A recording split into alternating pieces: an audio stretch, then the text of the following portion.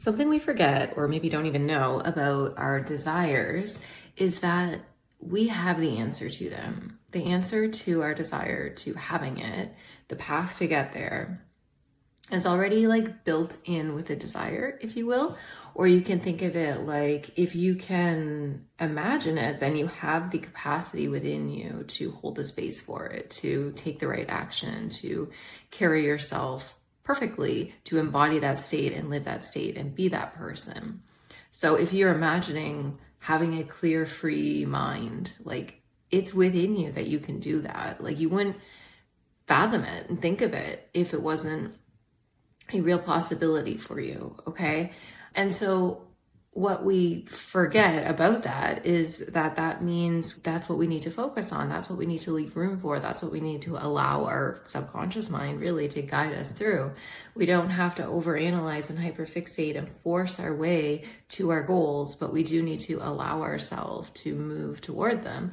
And we don't because we're fixated on what is. We're fixated on the problems. We're fixated on what we don't like right now. And we keep reaffirming that story and that state and that identity of who we are. And it can be really hard when you're trying to embody a new version of you. You're trying to live a new way. You're trying to break that old habit. And you're just naturally, automatically reverting back to the way you don't want to be. And it feels like, well, maybe I'm not meant to be this, new and improved version of me that I want to be. And it's just that you are consciously and subconsciously fixated on the old story, the old identity, the old negative things. So getting into the state of having what you want becomes so much easier and natural and effortless when you just let go of these stories and the beliefs that are reaffirming the old identity.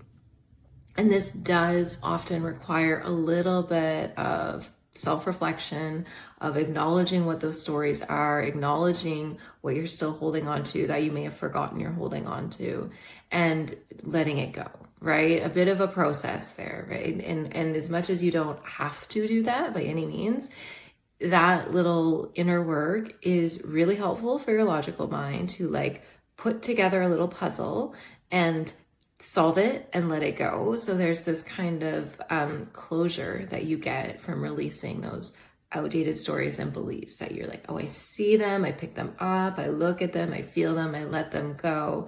This was a whole thing and now they're gone. And you just free up that space for your mind and your body to just hold space for what you do want, hold the vision, and really see that it's actually very possible and real and like a valid desire for you because you're not constantly contradicting it with old stories and beliefs.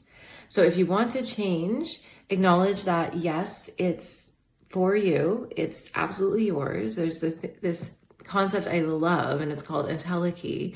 And that the example I always use, and is commonly used, is like a seed, an acorn within it has the entelechy, has the innate knowledge built into its like DNA to grow into an oak tree. And so your desire has the capacity to grow into its fullness. It's just a little seed inside of you, but it has the capacity to grow to its fullness that's available to you. But you've got to, nurture the soil, let it grow, trust it, let that sun shine on it, be it.